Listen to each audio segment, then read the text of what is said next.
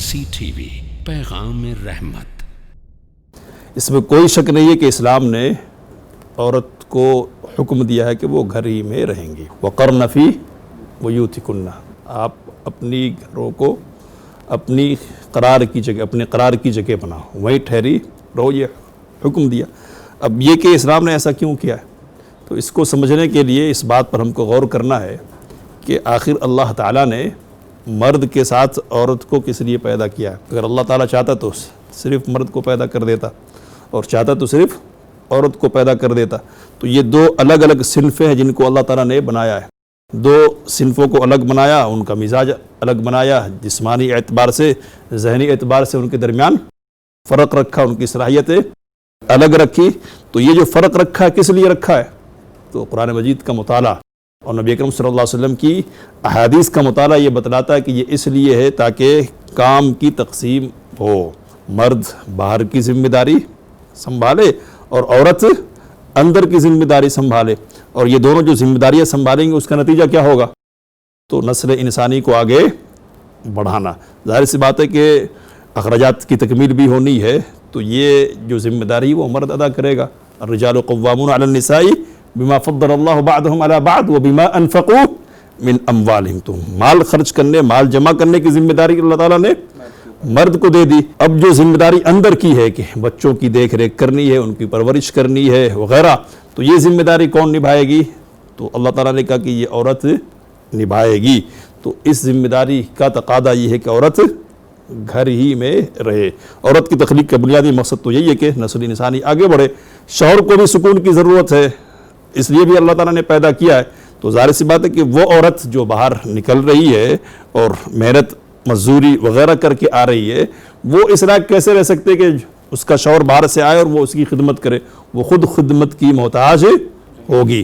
تو نہ شوہر کے لیے مفید ہو سکتی ہے وہ، نہ بچوں کی تربیت کے سلسلے میں کچھ کارآمد ہو سکتی ہے۔ جدید دور میں انقلاب آیا معاشی اعتبار سے اور کام کا پھیلا ہوا، تو پروپیگنڈا پھیلایا گیا کہ نہیں، مرد اور عورت کے درمیان برابری ہونی چاہیے۔ تو برابری کس اعتبار سے ہونی چاہیے، تو جس طرح میل معاشی معاملات میں جتتا ہے، محنتیں کرتا ہے، اسی طرح عورتوں کو بھی کرنا چاہیے۔ تو افراد کی کمی پوری کرنے کے لیے عورتوں کو گھسیٹ کر لایا گیا، اور پھر آخر میں نتیجہ یہاں تک پہنچا کہ خود وہ فروخت کرنے کے قابل بنا دی گئی، وہ نمائش کے طور پر پیش کی جاتی ہے۔ یہاں سوال یہ پیدا اٹھایا جاتا کہ مرد کی غلامی نہیں کرنی چاہیے عورت کو، تو اپنے شوہر کی، اپنے بچوں کی اگر غلامی ہے یہ تو غلامی نہیں کریں گے، لیکن باہر نکل کر دوسرے مردوں کی نازبرداریاں کریں گی، ان کے حکم کو برداشت کرے گی، اور پتہ نہیں کیا کیا عمل ہوگا جن سے ان کو گزرنا پڑے گا۔ تو میں یہ کہتا ہوں کہ یہ بھی دراصل عورت کی عزت ہے، اس کا احترام ہے، اس کی توقیر ہے کہ اللہ نے اس کو یہ حق دیا کہ وہ گھر میں رہے، تو گھر ہی اس کے لیے مناسب ہے، اس کی عزت کا اور اس کی حفاظت کا مقام ہے۔ جو لوگ اسلام کے دشمن ہیں، یا یوں کہنا چاہیے کہ عورت کے دشمن ہے، اور جو عورت سے کھیلنا چاہتے ہیں نا، وہ اس کو گھناؤنی شکل میں پیش کر کے دراصل اپنے مقاصد حاصل کرنا چاہتے ہیں۔ وہ عورت کے حق کی لڑائی نہیں لڑ رہے، بلکہ اپنی خواہش کی لڑائی لڑ رہے، اور اپنی خواہش کی تکمیل اس ذریعے سے کرنا چاہتے ہیں۔ تو اسلام نے عورت کو گھر میں رہنے کو کہا، اس میں کوئی شک نہیں ہے، اور یہ کوئی عیب کی بات نہیں ہے۔ یہاں کی بھی ذمہ داری ہے، یہ ذمہ داری اگر ادا کریں گی تو مرد صحیح طور پر باہر کام کر سکے گا۔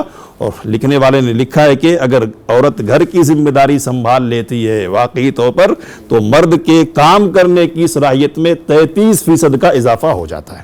اگر دونوں باہر کام کر رہے ہیں تو پھر دونوں پریشان رہیں گے، صلاحیت پوری جمائی نہیں ہوگی، تو پھر آگے کام کیسے ہوگا اور فائدہ کیسے اس سے اٹھایا جا سکتا ہے۔ تو یہ عیب کی بات نہیں بلکہ یہ خوبی کی بات ہے، اس حوالے سے ہم کو دیکھنا چاہیے۔ مرسی ٹی وی کے مزید ویڈیوز کے لیے ہمارے چینل کو سبسکرائب کریں اور بیل آئیکن کو کلک کرنا نہ بھولیں۔ جزاک اللہ خیر۔